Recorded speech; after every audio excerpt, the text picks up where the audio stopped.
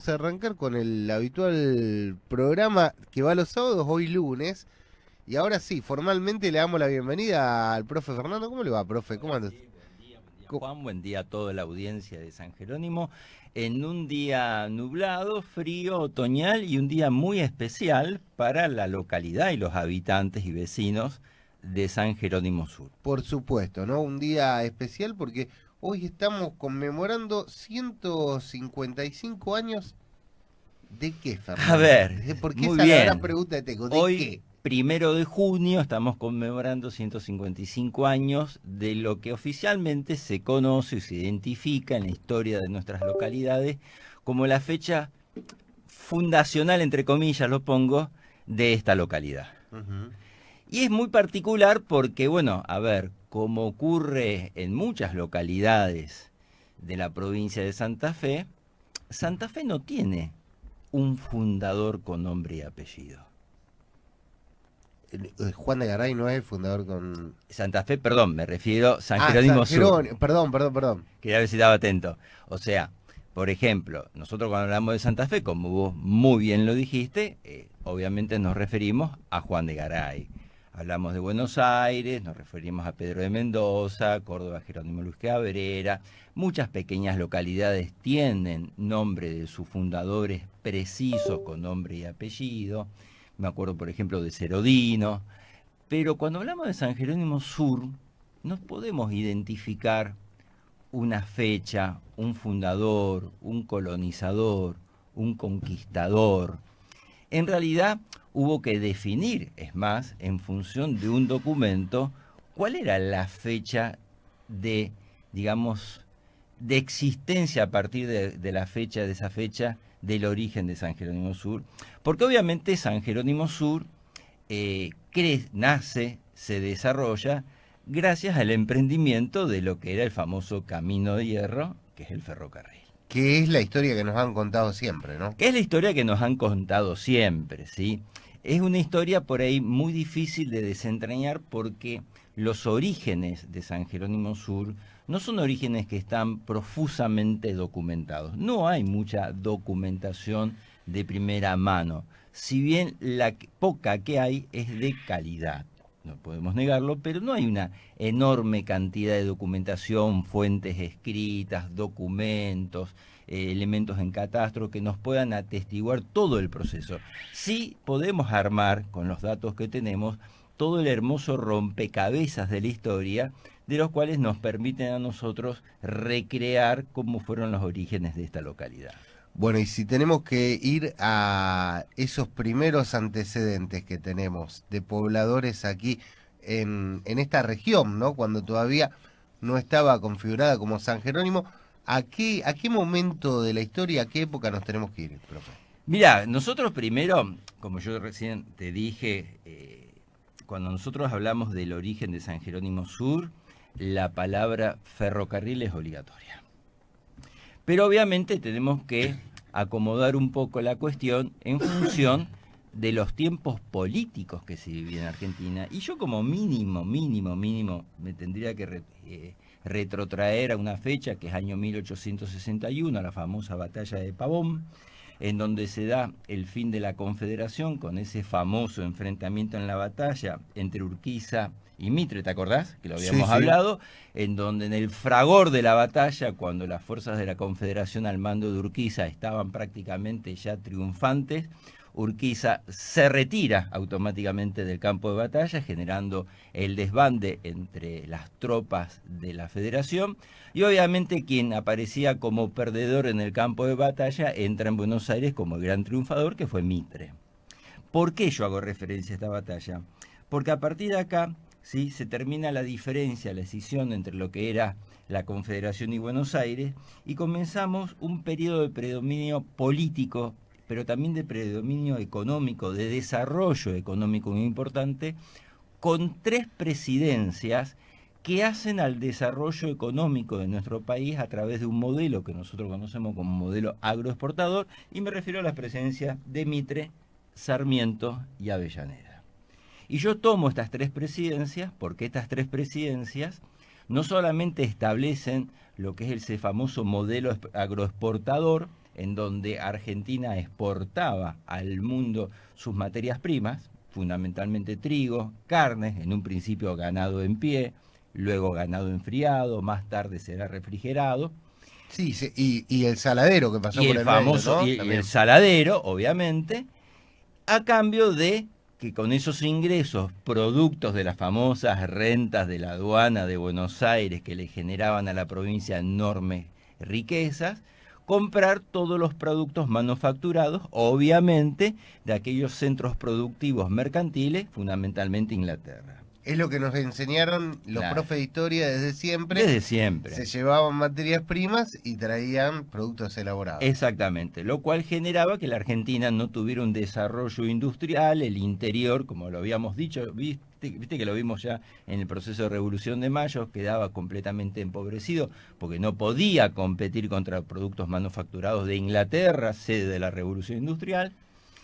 Y obviamente, para poder hacer esa transacción comercial, es decir, llevar el grano ganado al puerto de Buenos Aires, puerto de Rosario, principales puertos exportadores, y que esa mercadería, manufactura extranjera, ingrese y se repartan en los mercados del interior, hacía falta algo estratégico, que es lo que se llama, o algunos hablan del famoso camino de hierro, es decir, el ferrocarril.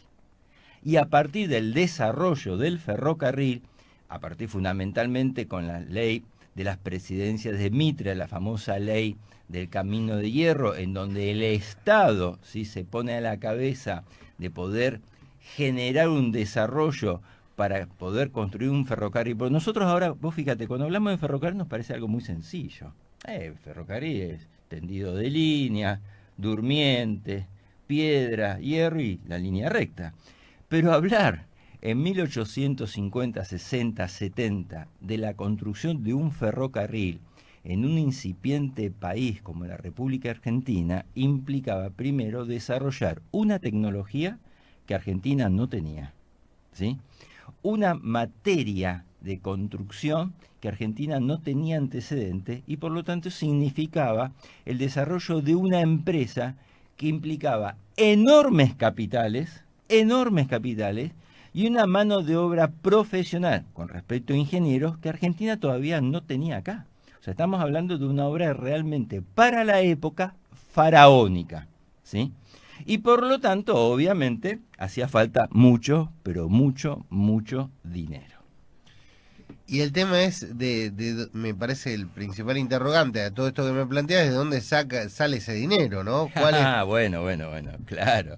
La madre del borrego. Porque ahí me parece que está un poco la historia de nuestras colonias, de nuestros pueblos, y también una cosa que está por detrás de todo esto que quizá no es de lo que más se hable, que es el gran negocio inmobiliario ¡Oh! que trajo aparejada la llegada del ferrocarril, y en el caso del central argentino sobre todo, ¿no? Qué importante lo que vos me decís, porque muchas veces, pedagógicamente, siempre se enseña en las escuelas el desarrollo del ferrocarril, el desarrollo de las colonias agrícolas que permite el ferrocarril su ingreso y su asentamiento, pero poco se habla de ese trasfondo económico que es un gran negociado inmobiliario que existió. Y vos fíjate, yo para eso primero tengo que marcar que todo esto arranca con una ley, la voy a mencionar, 2873, que es la ley del Camino de Hierro, gobierno de Mitre. Esa famosa ley permite el inicio de una concesión a lo que nosotros conocemos acá como el viejo y querido Ferrocarril Central Argentino. O sea, hay una ley primero del Congreso de la Nación, ¿sí?, que permite la creación, o sea, hacer una concesión a una empresa, obviamente de capitales extranjeros, fundamentalmente capitales británicos, que siempre habían tenido muchísimo interés en invertir en estos territorios, ¿sí?, que es que genera la construcción del famoso Ferrocarril Central Argentino. Y con un objetivo, en un principio, muy importante, que es unir la ciudad de Rosario, puerto importante, quizás en ese momento casi más importante que Buenos Aires, porque era un puerto de aguas profundas naturales, lo cual permitía el ingreso de barcos de calado, ¿sí?, y aparte estaba muy cerca de las zonas, como es actualmente, de producción cerealera, ¿sí?, con una ciudad fundamental del interior de la República Argentina, que es la docta, Córdoba. Córdoba. Ustedes imagínense, la gente que me está escuchando, que en ese momento, 1870, plantear la construcción de un ferrocarril de casi 473 kilómetros de distancia aproximadamente entre el poblado de Rosario y la localidad de Córdoba era una obra realmente extraordinaria, ¿sí? Que implicaba una enorme cantidad de recursos e implicaba fundamentalmente tratar de convencer, lo digo en términos del día de hoy, a grandes inversionistas que invertir muchísimo dinero, muchísima tecnología en un país que estaba en naciente era un gran negocio. Y para eso había que ofrecer muchas cosas que sean atractivas, diciendo, che, vení a invertir acá en la Argentina y no inviertas en Chile o no inviertas en Brasil, porque acá yo te voy a dar beneficios muchos más grandes e importantes y trascendentales de lo que te puede dar cualquier otro negocio. ¿Y qué era eso que le podíamos dar? Y acá entramos, yo ahora te lo voy a leer, entramos a lo que yo considero el primer reggae de la historia económica argentina. Y viste que el reggae es algo que por ahí se habla mucho y la gente no entiende bien. El reggae es un régimen especial que se estableció en este gobierno, de régimen especial de grandes inversiones. Es decir, el gobierno actual establece a través de la normativa legal un régimen especial en donde yo a las personas o a los empresarios, para que traigan dólares al país, les ofrezco, digamos, beneficios extraordinarios de ganancia. Esto no es nuevo. Y en el gobierno de Mitre ya había pasado, porque cuando se crea la concesión del ferrocarril Central Argentino, a partir de la cual nace San Jerónimo, para atraer a estos empresarios, obviamente capitales británicos, tenía que ofrecer grandes beneficios. Pero antes de eso, era necesario tener importantes ingenieros.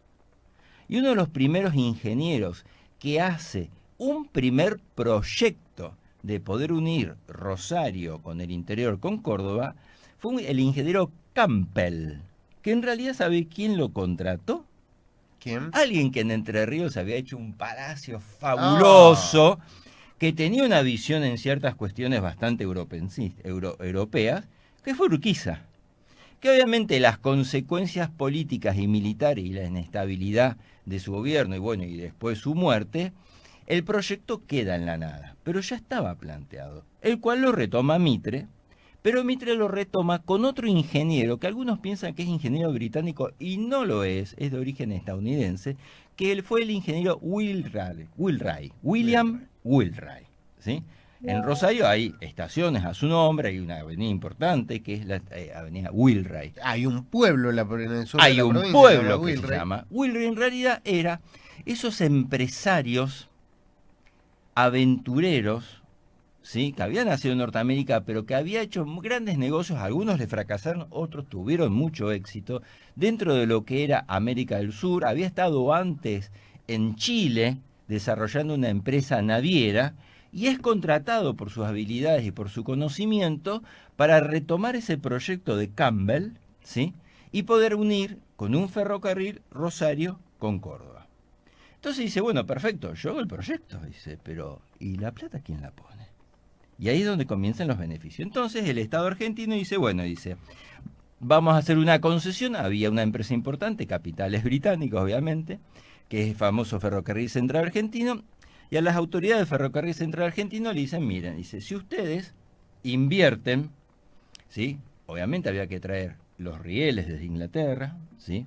El personal técnico de Inglaterra, o sea, las locomotoras de Inglaterra, porque nosotros no producíamos ni siquiera riel, es más, nosotros no teníamos industria siderúrgica, por lo tanto no teníamos posibilidad de hacer rieles como sí lo había tenido en su momento Paraguay. Claro. Paraguay tenía la posibilidad, había desarrollado el gobierno de López no solamente rieles, sino hacía locomotoras, que eso después de la guerra del Paraguay, lindo tema para otra oportunidad, desaparece.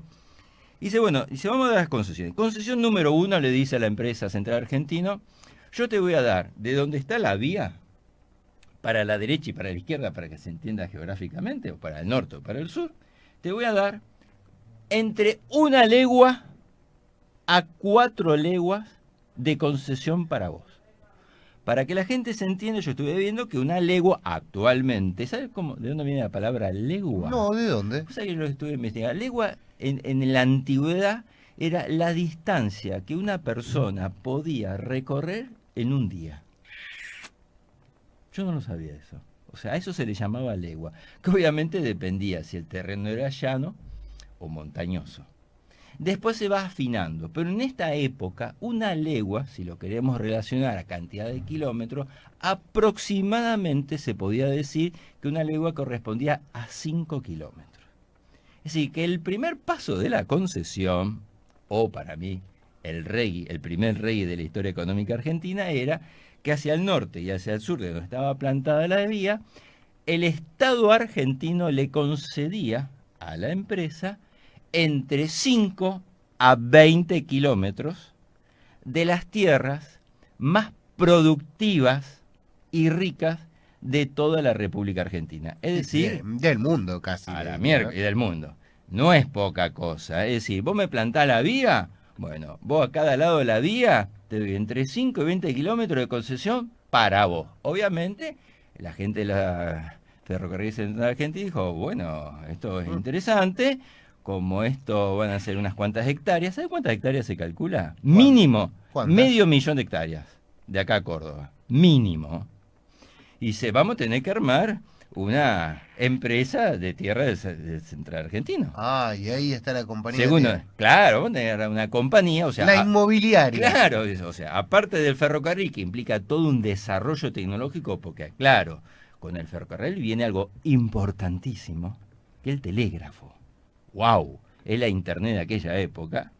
Yo tengo que armar una compañía porque acá hay una enorme cantidad de tierras que obviamente yo voy a utilizar en mi provecho propio, que significa no solamente plantar las instalaciones que un ferrocarril necesita, que era obviamente la estación de trenes, el tanque de agua, los puentes, sino yo tengo una enorme cantidad de tierras que voy a comenzar a lotear para hacer un buen negocio inmobiliario.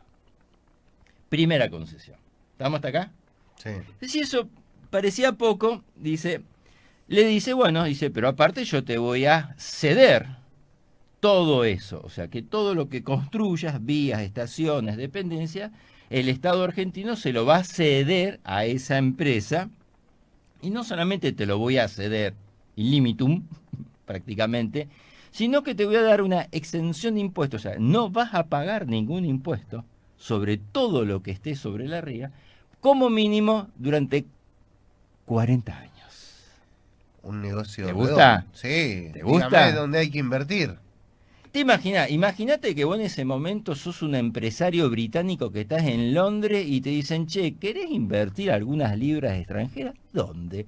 En un país que se llama Argentina, no hay nada hecho. Y dice, ¿y cuáles son las concesiones de beneficio? Y te larga estas 3 concesiones. Pues sí. ¿Dónde hay que firmar? Pero esta es la mitad, ¿eh? Si eso fuera poco, como siempre ocurre y sigue ocurriendo, el Estado argentino debía garantizarle a la empresa del Ferrocarril Central Argentino una mínima ganancia, que si no la obtenía, el Estado argentino con propios fondos te la ponía. O sea que vos no ibas a perder ni una moneda. ¿Se entiende esto? Y lo voy a decir, es muy técnico, y lo voy a leer, dice, el Estado argentino aseguraba un beneficio del 7% sobre un capital de 6.400 libras por milla.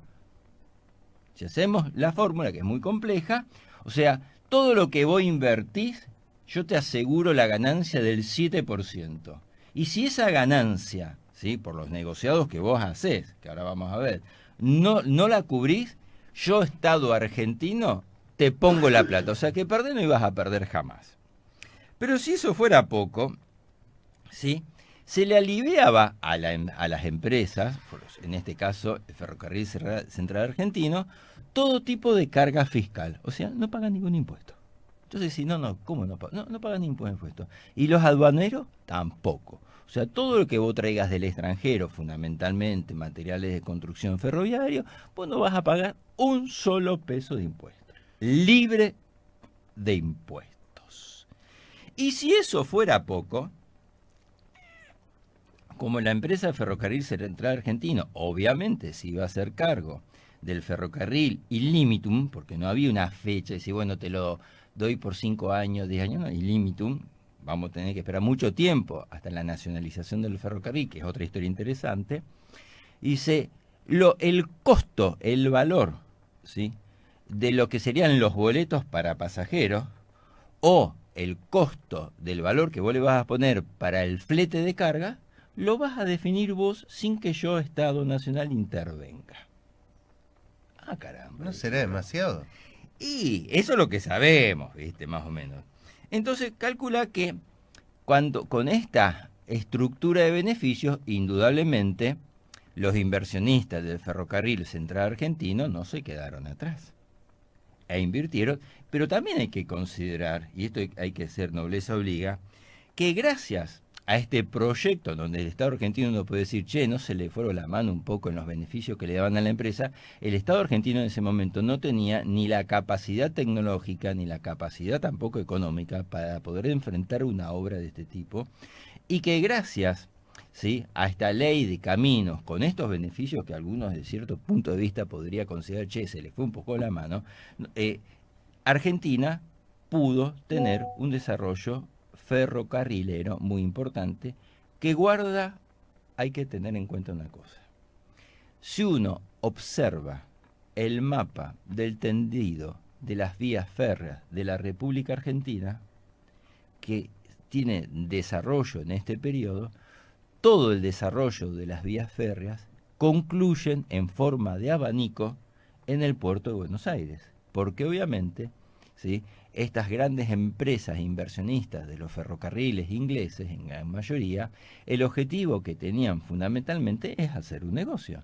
Y el negocio consistía en tener un medio de comunicación que permite sacar de los puertos, ¿sí?, la riqueza ganadera y cerealera e ingresar a través del ferrocarril sus productos manufacturados. O sea que el comercio cerraba perfecto. Por eso nuestro tendido de red ferroviaria, que es de esta época, tiene un sistema de abanico, ¿sí? No, prácticamente son muy pocos los ferrocarriles que conectan localidades internas sin tener que pasar obligatoriamente el principal ramal a los puertos de Buenos Aires y de Rosario. Pero gracias a eso nosotros tuvimos un desarrollo del ferrocarril, tuvimos la posibilidad de avanzar, porque junto con el desarrollo del ferrocarril, lo que se comienza a desarrollar es el auge migratorio, que es el otro pilar importante que el gobierno de Mitre plantea, ¿sí?, la necesidad, y ya lo venía diciendo Sarmiento, ¿te acordás?, de poblar la Argentina en un país que estaba prácticamente despoblado, y el tendido del elemento de comunicación revolucionario en su época, que era el telégrafo. Yo voy a agregar algo más a lo que estás diciendo, que aparte del abanico en Rosario, también hay otros puntos neurálgicos en el tendido ferroviario donde confluyen, eso también me parece un acto de sinceramiento, que por ejemplo Bahía Blanca, Tucumán, Córdoba, hay otros sectores, hay otras ciudades que son núcleos donde confluyen varios ramales ferroviarios. O que fueron. O que fueron, sí, fueron, porque hoy le diría que casi todos están inhabilitados, por lo menos para el tránsito de pasajeros, quedan muy pocos. Prácticamente nulos, sí. Nosotros tenemos acá Rosario, Buenos Aires únicamente, que tiene un servicio muy diario, limitado. Sí, pero que en otras épocas fue peor incluso, ¿no? Sí, sí. Che, yo quería hacer mención que todo esto que vos estás contando, viste que siempre hablamos, hoy tenemos mucha bibliografía. Sí. Yo traje un librito que es de Raúl Scalabrini Ortiz, Historia de los ferrocarriles argentinos. Que me lo vas a prestar, me dijiste. Sí, se lo voy a prestar, me parece muy, muy interesante y habla justamente sobre todo esto de lo que estamos charlando, ¿no? Que es un poco como la prehistoria de nuestra comunidad. No sé si estoy... Correcto, cierto. Correcto. Sí, y hay otro libro también, si uno hace ahora una revisión bibliográfica, que es un clásico, en San Jerónimo Sur, que es el famoso manual historiográfico No del sé si lo puedo centenario. mostrar Sí, porque el sí, que sí. tengo está Es muy... incunable, pero eso significa que fue leído y está muy Yo le bien que quiero el libro esté decir, ajeado de esa porque hay una manera. persona que me prestó un libro de este, no es No este, es ese. no es este, Ah, el si no suyo te está olvides. mucho mejor.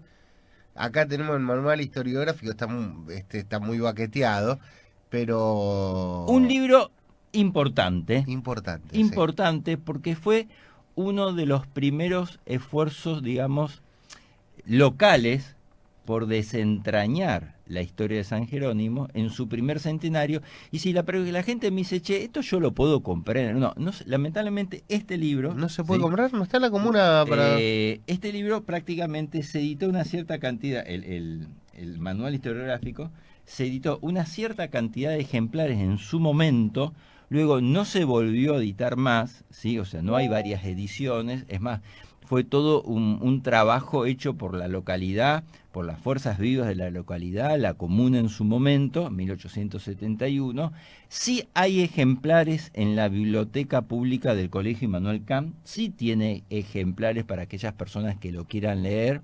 La gente que lo tiene en su casa puede ser porque debe haber tenido algún pariente que formaba parte de esa comisión de estudios historiográficos, o en su momento se vendieron algunos, pero no es un libro que está hoy digitalizado, ¿sí? Ujú. Es una pena. Y otro libro importante que hace en los primeros capítulos a toda una revisión de los orígenes de San Jerónimo Sur y sus características también geográficas, y lo voy a mencionar, que este ya más conocido, es el famoso libro de Raúl Lavena, de Aubenas a San Jerónimo Sur, que yo he tomado algunas cosas de este libro para el programa, en donde en los primeros capítulos de este libro, Raúl hace un análisis muy riguroso, muy profundo, con nombre, apellido y está muy bien documentado sobre los orígenes de San Jerónimo Sur.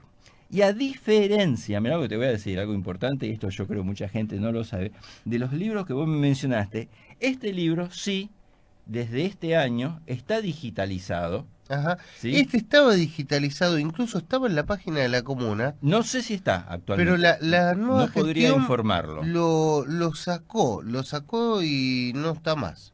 Claro, eso yo no lo Estaba sabía. digitalizado en la web de la comuna, sí, sí, Y es un pero... libro importante que esté digitalizado porque, a ver, son libros en donde le permite el saber a todo. El libro de Raúl Avena sí está digitalizado y está en los portales de Amazon y Google a la venta. ¿Qué me cuenta usted?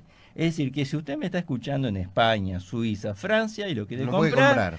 entre y lo compra. Bueno, también diga que usted tuvo una colaboración importante en este libro, ¿no? Colaboré solamente y, bueno, Hay un tercer libro que también es cuénteme. importante, que es El Ferrocarril Central Argentino y la Tierra Prometida, de Marisa Pasquín, Que es una historiadora oriunda de San Jerónimo que Sur. ahora vive en el cordón industrial. Sí, señor. ¿Mm? Compañera de facultad mía, Y Marisa. hay otro Un también, muy lindo libro que fue editado bajo el apoyo de la comuna en el momento de Marcelo Cisana, yo me acuerdo, que hace referencia a los orígenes y a la historia del ferrocarril en nuestra zona. y también hay otro, le quiero decir bien, Veo que lo está buscando. no, sí, sí, lo estoy buscando porque no me acuerdo el nombre del libro, que, a ver, Alicia Florian y Silvana Fogliato, Historia de Roldán, Eso, Colonia Bertan una gran historiadora. bueno, Historia de Roldán, básicamente. Alicia es una gran historiadora de esta región, realmente una persona extraordinaria, con una producción muy importante. Sí. Colonia y Pueblo, que tiene un poco que ver con nosotros también, mucho que ver con nosotros, porque hay mucho de San Jerónimo en ese libro también, y también porque los primeros años de la colonia, muchas leguas de que constituyeron después San Jerónimo, formaban parte de la colonia Berta. Por supuesto. Y acá vamos un poco al tema y dice, che, que alguien te puede preguntar, ¿viste? Cuando vos estás dando una clase y hay siempre un alumno que te pregunta algo y te puede dejar descolocado, ¿viste? Que son esas preguntas inocentes pero muy lindas.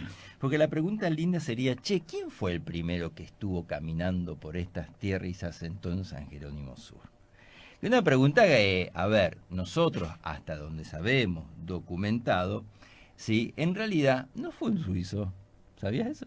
Ah, no No, tengo no idea. fue un francés, ¿no? No fue un colono que vino de Europa, Británico, no, no tampoco. fue un británico, en realidad fue una persona que había nacido en Santiago del Estero, ¿sí? Ah, sí, sí, No me sí. digas, santiagueño el hombre, que fallece después, o sea, se asienta acá, que se llamaba Felipe Acuña. Entonces, los registros documentales hacen referencia que alrededor de 1865, estas tierras, que luego formarían lo que uno conoce como el ejido rural y urbano de San Jerónimo Sur, se había asentado una persona que venía de Santiago del Estero, que era, algunos dicen que hacen referencia a que era un comerciante, y en esa época, obviamente, al no haber ferrocarril, las mercancías se transportaban a través de carretas Carreta, claro. empujadas con bueyes, que era Felipe Acuña, que nació en 1833 y muere aproximadamente en 1922, más o menos. No hay una fecha precisa Sí, de eso. y hay en esta historia, construida acá en el manual historiográfico del Centenario, una visión muy europeocéntrica, ¿no? De cómo se constituyó San Jerónimo, cuando habla de 133 inmigrantes y da las nacionalidades de cada uno, hay muy pocos argentinos, Muy pocos. y yo creo que debía haber muchos más. Y sí, obviamente. A ver, después los datos nos dicen, los datos que han llegado hasta nuestra época, que alrededor de 1868 en estas tierras vinieron dos hermanos de apellido, con un apellido actual de San Jerónimo, Gilardoni, que en realidad venían de Rosario, que eran Bautista y Mauricio. Uno de ellos después se vuelve, que se dedicaban a la yesería en Rosario, y obviamente cuando se asientan en estas tierras se comienzan a dedicar a lo que serán las tareas rurales. Pero también, eso es para 1868 aproximadamente, pero también hay que tener en cuenta que mucho tiempo antes, ¿sí? Y nos vamos al siglo XVIII, alrededor de 1700, 1774 es una de las fechas, estas tierras formaban partes de una compañía religiosa muy importante, que era la Compañía de Jesús, es decir, los jesuitas. Y como la historia nos dice, en un momento los jesuitas fueron considerados dentro de lo que era el dominio español, porque estamos hablando antes de la Revolución de Mayo, casi un estado dentro de un estado, y son expulsados, ¿sí?, por real ordenanza real, ¿sí?, de todo el territorio del Virreinato de Río de la Plata. Por lo tanto, las tierras que parte de toda esta zona formaban parte de lo que era la Compañía de Jesús, porque la Compañía de Jesús generalmente tenía en lo que es la zona del litoral, Misiones, Formosa, las famosas misiones jesuíticas, ¿sí?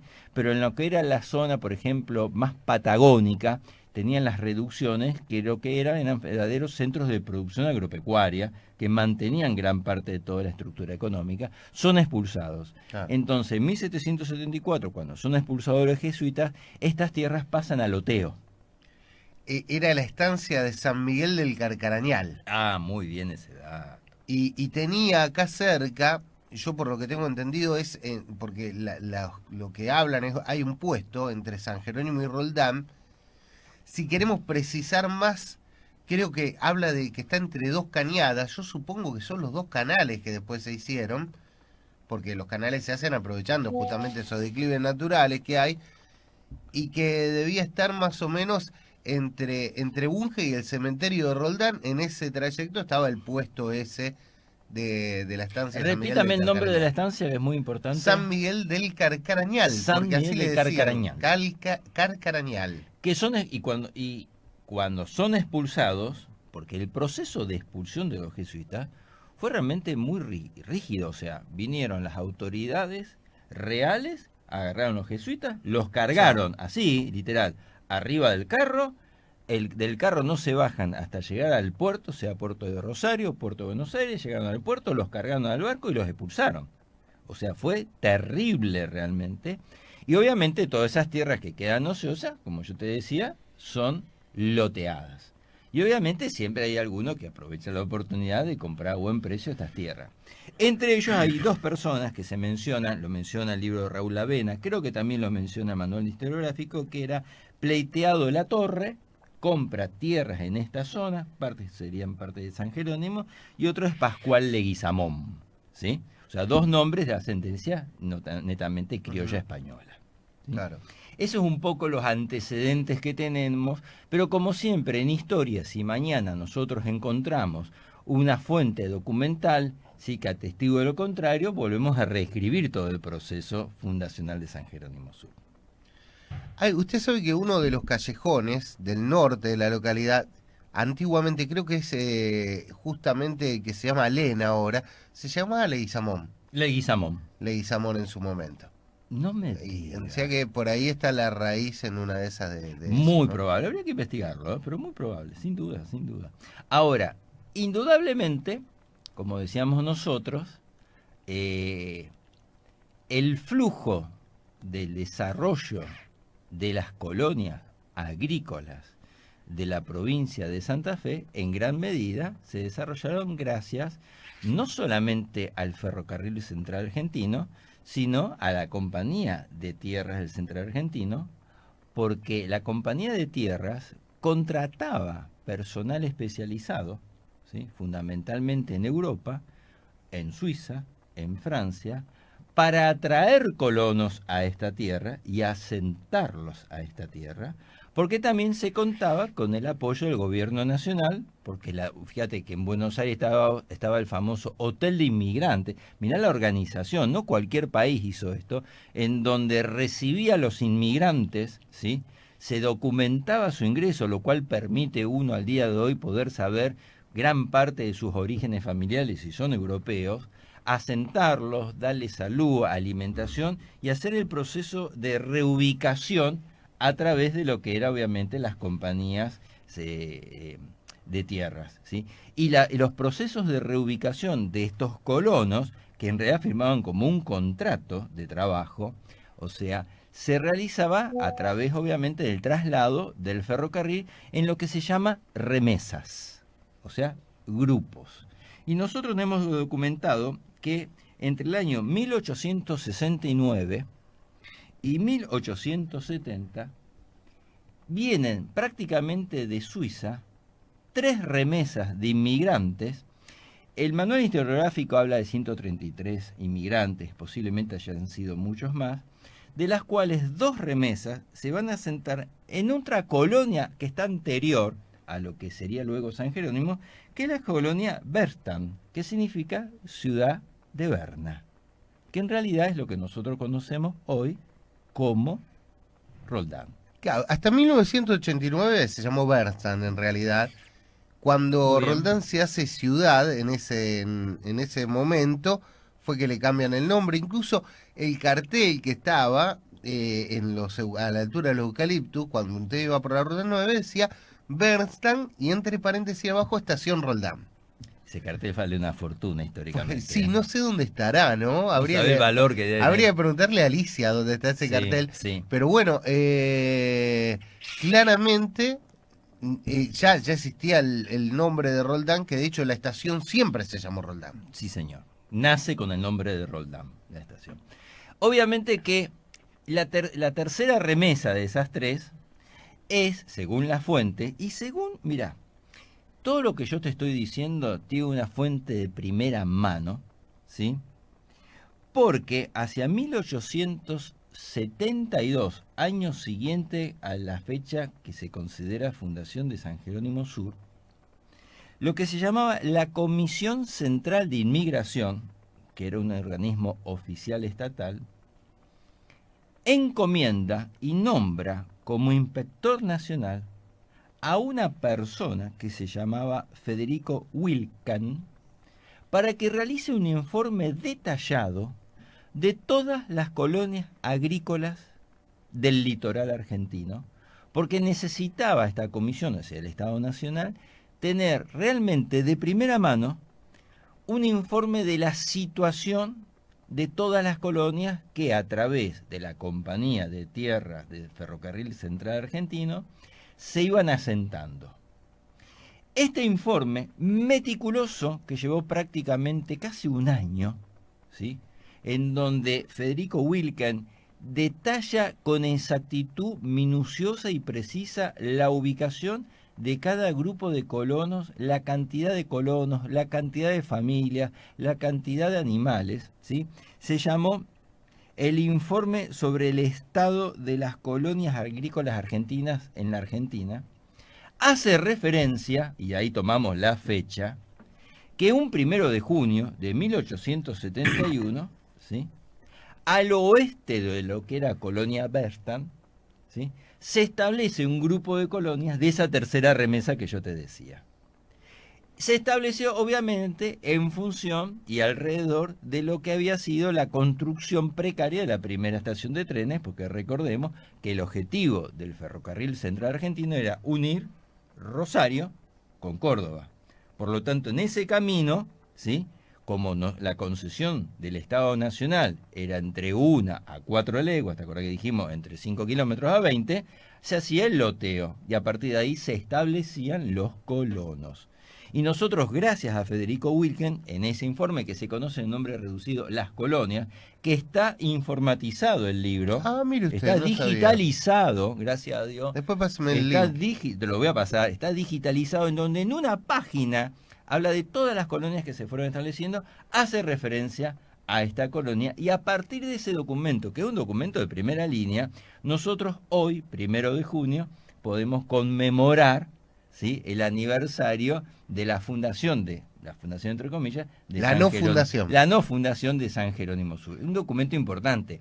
Es más, lo primero, y esto lo habla muy bien Raúl Lavena en su libro, lo cual yo recomiendo que lo lean, es: estas tierras no se conocían como San Jerónimo. No.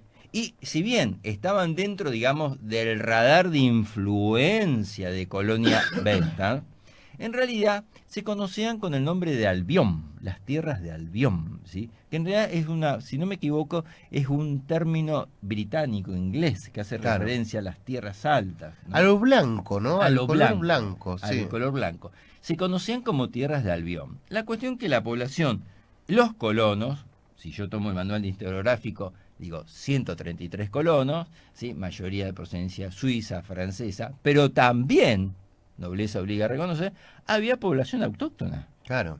Había población criolla entre los Sí, pero colonos. dice, me baso en el mismo manual historiográfico, ¿no? Para hablar de esto. Hay un número de argentinos muy reducido. No sé si sabe cuántos son. Son 7 u 11. Sí, no está muy especificado. Y después, un año después, hay una revolución, un intento de revolución que es el de López Jordán. López Jordán. Y se hace una convocatoria a argentinos, no nacidos, no se podían llevar a estos extranjeros que habían venido, a los hijos de estos extranjeros. López Jordán que da muerte a Urquiza. Claro, por otra parte, ¿no? Pero para ponerlo en contexto, 2 años después de la fundación, buscan en los distintos departamentos de la provincia gente para ir a combatir esa sublevación, y de San Jerónimo fichan a 23 personas. Varones.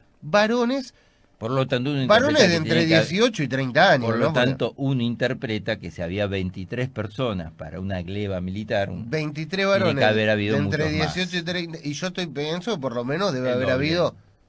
Y no, me parece que más, porque también hay que pensar, son únicamente los varones. Exacto. Ya ahí tenés la mitad, o sea que esos 23 multiplicarlo por 2. Y en edad de ir al combate. Cuando las familias en esa época eran numerosas.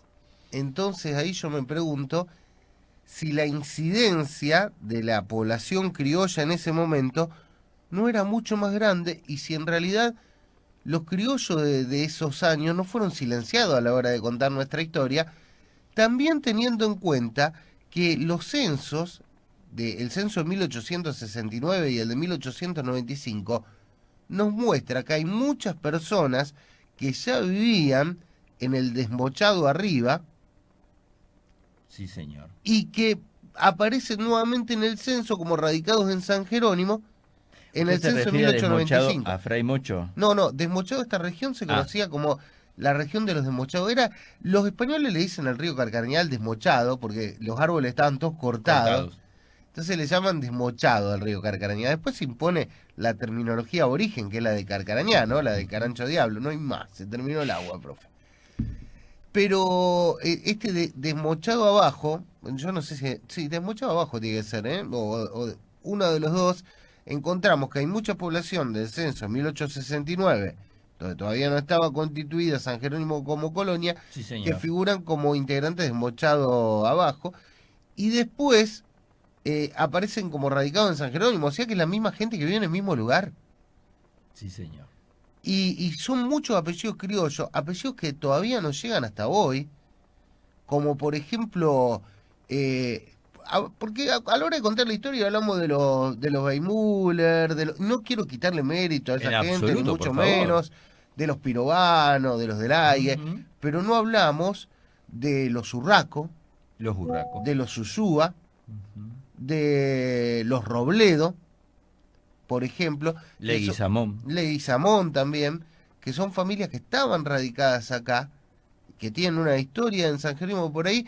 En una de esas ha sido gente que ha sido más humilde y no ha llegado a los cargos de poder, Ujú. y que no se los cuenta la historia, pero son protagonistas. Son protagonistas. Es más, siempre hay una historia que dentro de lo que es la historia oral, ¿sí? Ujú. Que obviamente a medida que se pasa de voz en voz, también se agregan algunos aditivos, que es, che, ¿en qué momento estas tierras se llaman como se llaman hoy San Jerónimo? Y Y ese es después San un Jerónimo sud. Sur. Porque Ahí hay otro mito, ¿no? claro, hay otro mito. La historia nos dice que en el mismo año de la fundación, o sea, alrededor de septiembre, algunos dicen de 1871, estos colonos plantean, hay que poner el nombre al pueblo, porque esto en realidad ya tiene una estructura, ¿sí?, urbanística que tiende, por distancia sobre todo, a tener que diferenciarse de la otra colonia próxima, que era Colonia Vestan, o sea, Ciudad de Berna. Todos saben esa bonita leyenda, historia, que dicen, bueno, los colonos de descendencia francesa decían hay que poner Nueva Francia, ¿sí? Los colonos de descendencia suiza hay que poner Nueva Suiza, y la cuestión que la cosa se empantanó y las discusiones comenzaron a subir de tono y no había acuerdo. Y parece ser que una tercera posición, algunos dicen, quizás casi seguro de algún criollo, ¿sí?, nacido en estas tierras, tiró la idea que destrabó el conflicto y dice, che, ¿por qué no se fijan en el santoral? Y de ahí, de acuerdo al nombre de, porque cada fecha en el santoral católico de nuestro almanaque gregoriano está a nombre, o sea, se recuerda un santo. Fijémonos en el santoral y a ver qué cae. Obviamente que en esa época nadie tenía un santoral en la mano, ni siquiera yo lo tengo al día de hoy. ¿Qué hicieron? Fueron corriendo a buscar, ¿no?, al pastor, que obviamente la iglesia metodista es una iglesia de mucha antigüedad en la localidad de San Jerónimo, sino al cura del pueblo, que obviamente seguro dependía de lo que era después Roldán. Y cuando le preguntan al cura, dice, ¿ustedes quieren saber qué es el santoral de hoy? Digo, San Jerónimo. Y ahí quedó establecido, porque justo la discusión fue a partir de un 30 de septiembre, o sea, cuando se le preguntó, 30 de septiembre, día de San Jerónimo, patrono de la iglesia, ¿sí? Y ahí quedó el nombre de San Jerónimo. Tiempo después, no está especificado exactamente en qué fecha, como había otra localidad en la provincia de Santa Fe que también tenía el mismo Sí, en nombre, realidad hay dos más. hay dos más. Decidieron ponerle el punto cardinal, Sud. En comparación, en controversia, ¿no? Con San Jerónimo Norte Norte. y San Jerónimo del Sauce, que es Y nuestro San tercer San Jerónimo Jerónimo. del Sauce, es cierto, yo siempre me olvidaba de ese dato. Y también me parece que yo no creo del todo en esta historia, pero sí creo que debe haber algo que es real. Esto supongo, ¿no? Y yo no sé si la historia se puede construir a partir de estas suposiciones, pero sí intuyo que debe haber habido en esos primeros años de la colonia una fuerte rivalidad entre suizos y franceses. Muy probable. Y cuando el libro que tenés ahí, de Aubena a San Jerónimo, y yo Mostramos de vuelta. hablando con los descendientes de las dos familias Ujú. protagonistas de esta De historia, la y Weimüller. noto que hay un resquemor que me parece que trasciende a cuál fue el primero que hizo volar un avión. Me parece como, no quiere decir esto Una que tensión. pero sí que en la historia de los Delay y de los Weissmuller debe haber habido algunos otros puntos de conflicto. Yo me imagino esto, por ahí me estoy metiendo la pata, pero yo me imagino que debe haber habido algún otro punto de conflicto que quizá tenga que ver con la nacionalidad y con esta historia que contás de suizos y franceses. Es muy probable. Obviamente Esto ya es más cercano al chisme que a no la... tenemos fuente documental para poder afirmarlo, pero es muy probable. Y es muy probable también que la cuestión de los primeros vuelos aéreos de estas dos familias hubiera alguna rivalidad a ver quién obtenía el mejor resultado en estas experiencias, que la verdad eran unas experiencias extraordinarias, ¿no? Indudablemente tenían contacto, porque en un pueblo tan chico, de No, dos familias tan evidentemente. importantes y prominentes, indudablemente tenían contacto y se sabía qué pasaba. Al día de hoy, obviamente, son familias del pueblo en donde, bueno, queda atrás lo que sus antepasados hicieron. No, Y yo creo que, indudablemente. si hablamos de la cuestión de las hazañas de los primeros vuelos aéreos de aviones construidos enteramente en República Argentina, ambas familias tienen un mérito imposible de dejar de lado, ¿sí? Tanto Weymouler como Delague, o Delague como Weymouler, como vos lo quieras poner, ambos están en el pedestal más alto de la historia, a tal punto que gracias a ellos la localidad de San Jerónimo Sur tiene en una ley, está reconocida como capital de la aviación civil, no es poca cosa. Bueno, el manual historiográfico del Centenario cita a algunas familias, Sí, sí. algunas personas, como Felipe Acuña, al que ya nombraste ¿Te vos, acordás? Sí, señor. también nombraste a Bautista Gilardoni, Sí, señor. hablamos de la familia Weymouler. Mira, algo importante de la familia Weymouler que yo quiero mencionar, porque yo soy docente, en 1876, esto lo investiga Raúl Laveni, debe estar ahí también, se crea la primera comisión escolar. Importante, ¿eh? ¿Y sabe quién fue el primer maestro? Sí, lo Según sé, pero... Robert Weymouler. Yo no lo sabía eso. Uno de los primeros maestros. Y obviamente la Bueno, institución... después Luis Weymouler es una figura que para la educación es importantísima en la región. Si tomamos Roldán, San Jerónimo y Carcañá, podemos hablar de Pedro Durst, Pedro Durz, de Luis Weymouler, cuya nombre tiene la escuela la vieja escuela la nacional, vieja la que escuela está sobre la nacional ruta, ¿no? de Roldán. Claro, de Roldán. Sí, Y señor. en Carcarañá, Juan Meyer. Juan Meyer. Son como tres maestros icónicos Ujú. de esos primeros En años la de las época que los colonias. maestros dentro de las localidades, sobre todo del interior, tenían un prestigio, ¿sí? Una importancia a la altura del jefe de comuna. Hay otro maestro, y que también fue el primer jefe de comuna de San Jerónimo, Ah, dígame, a ver. que es Abel Soria, cordobés, Cordobés. primer director de la escuela Y primer jefe de comuna. jefe comunal también. En esa época en que el director era Está el la maestro plaquita en la también. comuna, supongo. Debe Sí, estar. sí, sí, está, es el primero de todos. No tenemos fotos, no tenemos imágenes, como sí tenemos de los que vinieron después, pero fue el primer jefe comunal de San Jerónimo cuando todavía era comisión de fomento. Sí, señor. Y si hablamos de primeros, 1891. Para ser 1891. más Y si hablamos de exactos. primero, tenemos que hablar una de las primeras instituciones que hasta el día de hoy sigue en pie y en funcionamiento, que es nuestro querido, hoy se llama Tiro Federal San Tiro Jerónimo. Federal. Ante Tiro San Jerónimo, que era el lugar de Sociedad de Tiro y Gimnasia en un Sociedad de momento. Tiro y Gimnasia, claro, porque en realidad, a ver, tanto suizos como franceses, descendientes europeos, tenían como deporte el deporte del tiro y de la gimnasia masculina, ¿sí? Gimnasia rítmica, como manera de preservar el cuerpo, ¿sí? Y de esto sí tenemos fotos.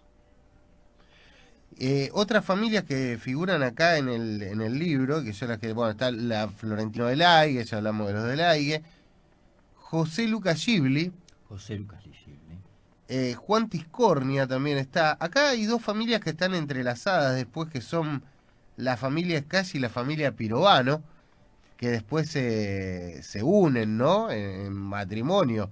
Y bueno, todavía hay descendientes de esa familia, en San Jerónimo también.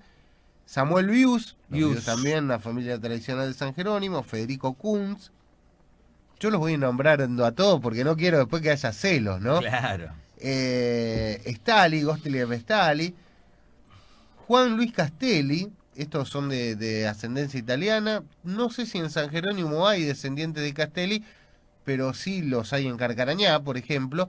Eh, Todos recordarán lo que ya pintan canas a don Pablito Castelli, no sé si usted lo conoció, No, no lo conocí. que tenía una quinta No, y un no lo auto conocí. viejo. Bueno, Becheler, Peter Becheler, Siegenthaler, Offer, entre otros. Johann Offer es el que dona Ajá, las tierras para el cementerio. para el cementerio. También está Santiago Offer, se ve que había alguna rivalidad ahí, Mm, los pone a los dos. Y otra familia que es la familia Soltis, de la que no sé mucho Soltis. realmente, ¿no? Y después usted me habló del tiro federal y me gustaría mencionar también a la que fue la primera institución de San Jerónimo, que no fue una institución deportiva y que Fue fue la Iglesia religiosa. Evangélica Metodista. Sí. Cuya construcción existe al día de hoy, si no me Sí, no sé si es equivoco. la original, pero existe, ¿no? Y Sí. ahí estaba la escuela dominical, donde muchos, y no solo profesantes de esa religión, sino de otros cultos también, iban a aprender también la escuelita dominical, donde muchos chicos aprendían a leer y escribir. Y era un centro de difusión cultural, indudablemente. Indudablemente. Pero bueno, yo creo que hemos hecho un pantallazo en un día que lo amerita, porque obviamente hoy para 1 de junio es feriado, ¿sí? Por lo menos para las instituciones educativas lo es, de lo que es la fundación de esta linda Ujú. localidad, que es San Jerónimo Sur. Bueno, a ver, tengo acá, buenos días, Juan, bendecido día, soy hijo de italianos, me pone Rauli también. También había italianos, por supuesto. Sin duda, toda la provincia de Santa Fe. Santa Fe fue una de las provincias que mayor flujo de colonos e inmigrantes italianos recibe. Y también fueron parte de la historia de nuestro pueblo y está bien mencionarlos, ¿no? Eh, Otra gente que, bueno, nos estuvo siguiendo, nos mandó algunos mensajitos, son muchos, ¿no? Le mandamos Le saludos en el agradecemos día a de hoy. todos. Y yo me gustaría saber, si yo tuviese que ahondar para saber un poco más de la historia de San Jerónimo, ¿a dónde tendría que recurrir? ¿Cuáles son las fuentes para un historiador hoy para contar una historia como la nuestra? Hoy, más allá de las fuentes de los libros que hemos mencionado, Sí, por un lado, hay siempre un elemento de historia oral, que son los mayores de nuestra familia, que se van que diluyendo, se ¿no? van diluyendo, ¿no? Que es importante escuchar a los mayores de nuestra familia, nuestros abuelos, que a su vez ellos escucharon a sus abuelos y poder tener ese dato testimonial muy rico, porque la historia oral es una historia que luego se cruza con datos Ujú. documentales y te permite recrear, ¿sí? Escenas de nuestra historia, escenas de nuestra historia íntima de nuestras localidades. Vos sabés que Yupanqui decía, cada viejo de más de 80 años que se muere es una biblioteca que se quema. Tal cual, muy sabia sus palabras, muy Y sabia. un poco tiene que ver con lo que estuvimos Yo charlando. recuerdo que, bueno, ya ha fallecido, pero el papá de una compañía de trabajo mío del Colegio Manuel Kant, Ghibli, Liliana Ghibli, el papá de Liliana Ghibli, hablaba suizo, él me decía ella. Era de los Sí, pocos, ya falleció hace un par de años, que él aún en intimidad hablaba suizo. incluso la gente de San Jerónimo hasta hace algunas décadas, hasta que yo era chico, tenía una forma particular de hablar.